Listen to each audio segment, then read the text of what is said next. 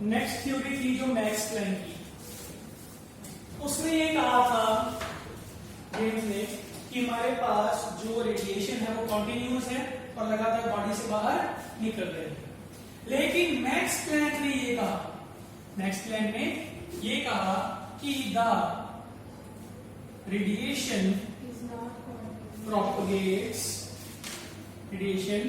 propagates in the form of small energy packets called quanta या फिर quantum डिसकंटिन्यूअसली।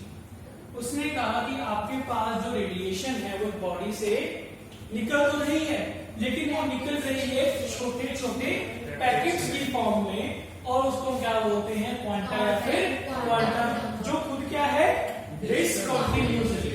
मतलब एक टाइम पे दो क्वांटा निकल रहे हैं, कभी 4, कभी 6, कभी कोई भी नहीं। ठीक है, वो एक कॉन्टिन्यूअस नहीं है, कभी कम कभी ज्यादा निकल रहे हैं। ठीक है, दूसरा उसने ये कहा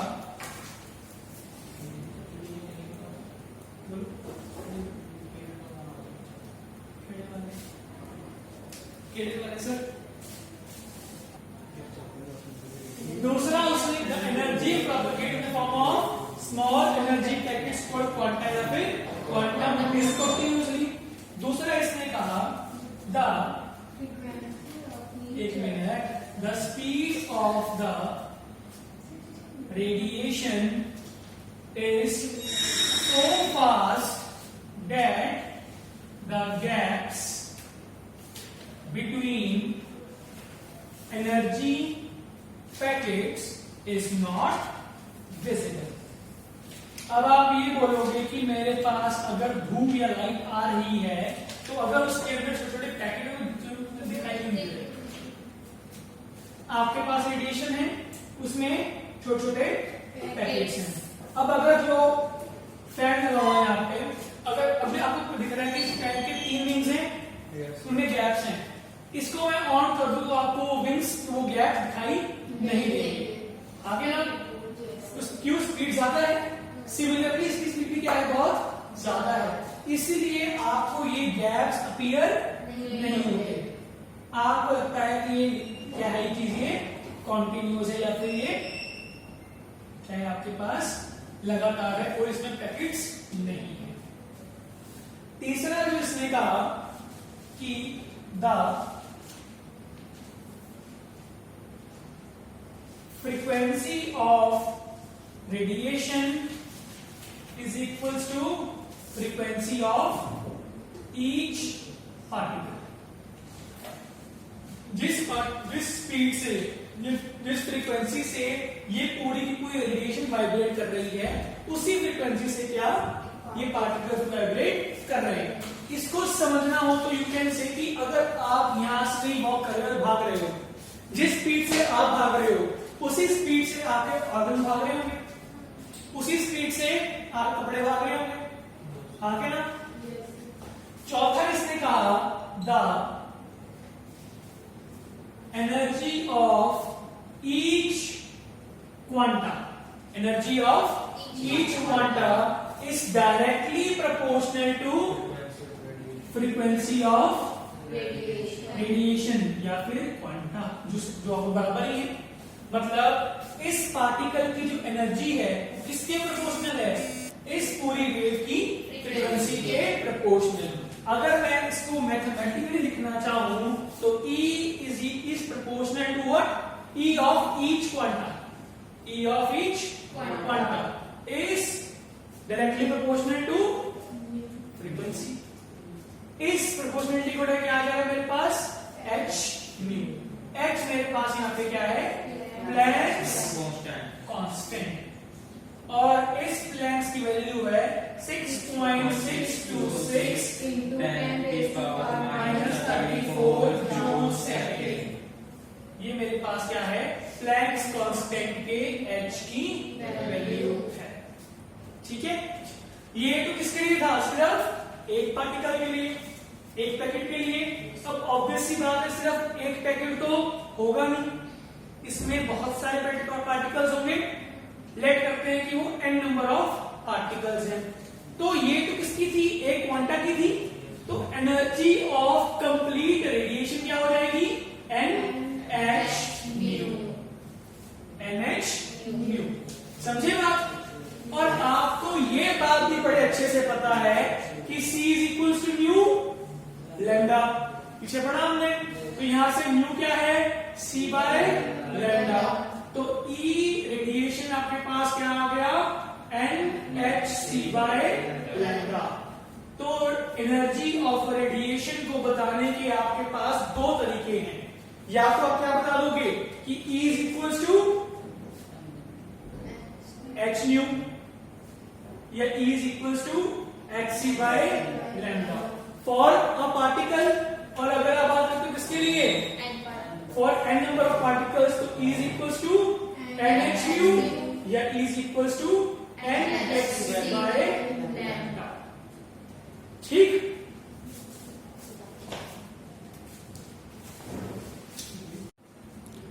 अब क्या था, आइंस्टाइन ने ये बात तो बोल दी कि मेरे पास पार्टिकल नेचर है।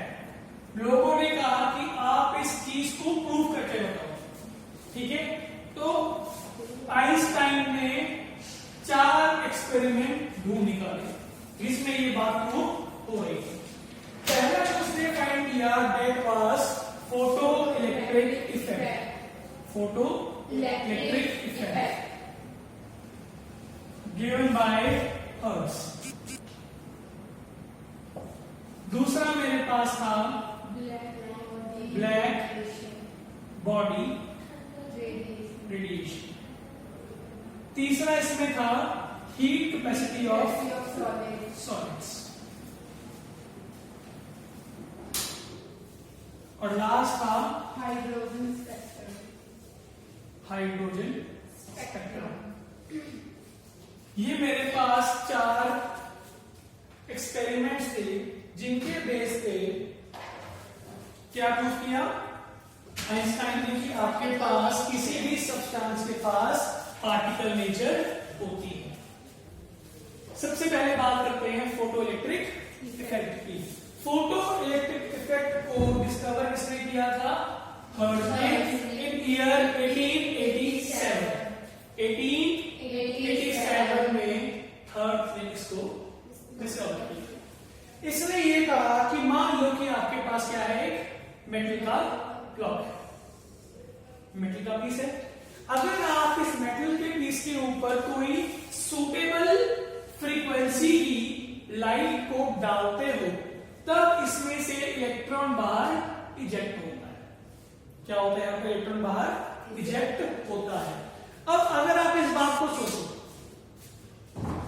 इलेक्ट्रॉन एक पार्टिकल है, लाइट मैंने यहां लगाई, लाइट मैंने यहां डाली, इलेक्ट्रॉन बाहर निकल गया। तो मतलब लाइट में इतनी पावर कैसे आ गई कि उसने एक हैवी पार्टिकल को, हैवी होने के हिसाब से एक हैवी पार्टिकल के बाहर फेंक दी। लाइट के पास, अगर लाइट के पास पार्टिकल नेचर ही नहीं है, वो खाली वेव नेचर शो करती है, तो ऐसी कौन सी वेव है जिसके पास इतनी ताकत है कि वो यहां टकरा के इस मेटल के पीस से हाईली बाउंडेड इलेक्ट्रॉन को उठा के बाहर फेंक दे। ठीक है, तो इसी बात को सोचने पे ये थ्योरी सामने आई कि इस रेडिएशन के पास, या जो लाइट है सम पार्टिकल, इसके पास क्या है, कोई पार्टिकल है जो यहां पे आया, यहां टकराया। इस पार्टिकल के पास इतनी ताकत थी कि इसने इलेक्ट्रॉन को डिस्प्लेस करके बाहर निकाल दिया, खुद उसकी जगह आके लग गया। ठीक है, तो यहां से क्या प्रूव हुआ कि मेरे पास रेडिएशन में क्या होता है, पार्टिकल नेचर भी होता है। ठीक है, अब इसके अंदर जो इलेक्ट्रॉन होंगे, electron must be held tightly by the atom way by the metal. जो मेटल के एटम्स होंगे उन्होंने जो इलेक्ट्रॉन बाहर निकालना है उसको टाइटली बंद रखा होगा। तो वो जो एनर्जी है जिससे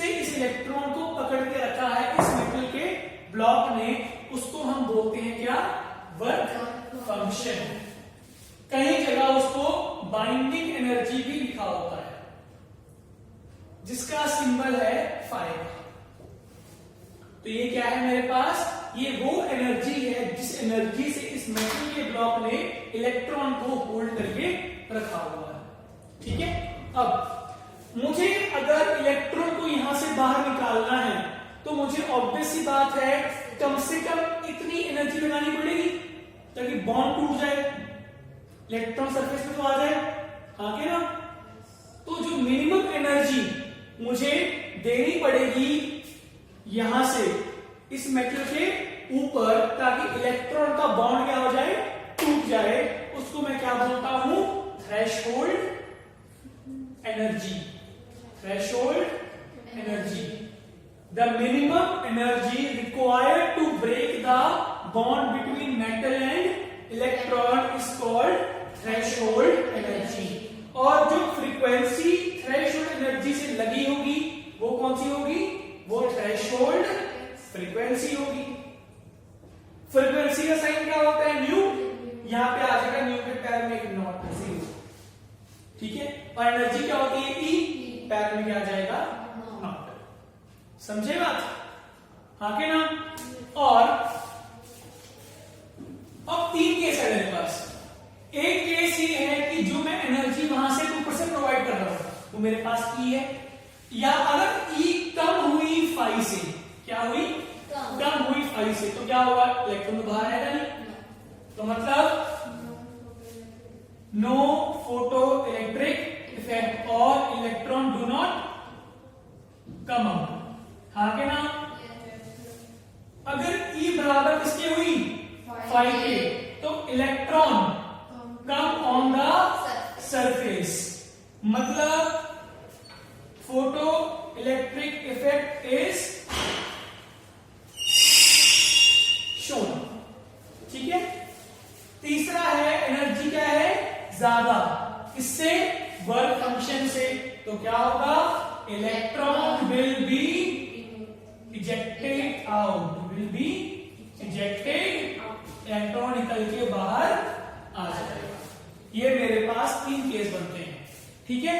और इस केस में, दूसरे वाले केस में जो आप ई लगाओगे वो क्या होगी, ई नॉट होगी, क्योंकि ई नॉट क्या थी, मिनिमम एनर्जी जो चाहिए बॉन्ड को तोड़ने के लिए, मतलब फाइव के बराबर हो। तो इस केस में जो एनर्जी लगाओगे वो किसके बराबर होगी, थ्रेशोल्ड एनर्जी के बराबर। एनर्जी क्या होती है, एच न्यू के बराबर। अगर यहां E naught equal to h nu naught, तो आपके पास फाइव किसके बराबर आ गया, एच न्यू नॉट के ही बराबर आ गया, क्योंकि आपके पास ये पॉइंट क्या है, इक्वल है। समझे बात। अब जब आइंस्टाइन ने इस थ्योरी को स्टडी किया, उसने मुझे कुछ रिलेशंस बना के दिए, मतलब कुछ इक्वेशन बना के दी, जिनका नाम होता है फोटोइलेक्ट्रिक इक्वेशंस।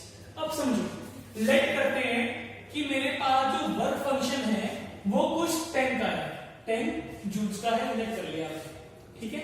और मैं एनर्जी प्रोवाइड कर रहा हूं 12 जूल्स की, कितने की, 12 जूल्स की। तो मतलब आपने ई लगाई 12 जूल की, उसमें से फाई क्या हो जाएगी, यूज किसमें, इलेक्ट्रॉन को सरफेस बनाने के लिए। जब माइनस करके लिखो, आपके पास कुछ एनर्जी बचेगी, कितनी बचेगी, 2 जूल की बचेगी। अब ये 2 जूल जाएगी कहां पे, ये जो 2 जूल एनर्जी बची है, जब मैंने 10 लगा दी, इलेक्ट्रॉन सरफेस पे आ गया, जो ये 2 जूल की एनर्जी है, ये इलेक्ट्रॉन अपने ऊपर क्या कर लेगा, एब्जॉर्ब करके इसको कन्वर्ट कर देगा काइनेटिक एनर्जी में, जिससे वो इस मेटल के पीस से बाहर शूट होगा। एनर्जी लगाई, अगर तो बराबर है तो क्या होगा, सरफेस पे आएगा। अब बराबर थी, 2 जूल ज्यादा ही है, वो कहां जाएगी, ऑब्वियसली इलेक्ट्रॉन के पास है, तो यहां बैठा होगा। इसने गेन की, क्या हो जाएगी वो कन्वर्ट, वो क्या हो जाएगी, बाहर शूट। तो मैं बोल दूं कि जो इनका डिफरेंस होगा वो काइनेटिक एनर्जी ऑफ इलेक्ट्रॉन के बराबर होगा, हाँ क्या ना। तो ये तो पहली आपके पास इक्वेशन है, इसमें डाल दो वैल्यूज। ई किसके बराबर है? एच न्यू के। फाई किसके बराबर है? एच न्यू नॉट के equal to kinetic energy of electron. ये आपके पास है इसी की दूसरी एब्रीविएशन। तीसरी म्यू के वापस सी बाय लैम्डा, तो h c by lambda minus h c by जो आपके पास क्या है? थर्ड एब्रीविएशन इस चीज की। Threshold frequency, threshold wavelength. और ये तीनों को क्या क्या बोलते हैं? Einstein photo electric equations. Photo electric effect जो था वो हर्ट्ज ने दिया था। हर्ट्ज में सिर्फ हमें इतनी सी थ्योरी दी कि कुछ होता है, इसको इक्वेशन में किसने कन्वर्ट किया? आइंस्टाइन। ठीक है, तो ये मेरे पास क्या है? आइंस्टाइन की फोटो इलेक्ट्रिक इक्वेशन।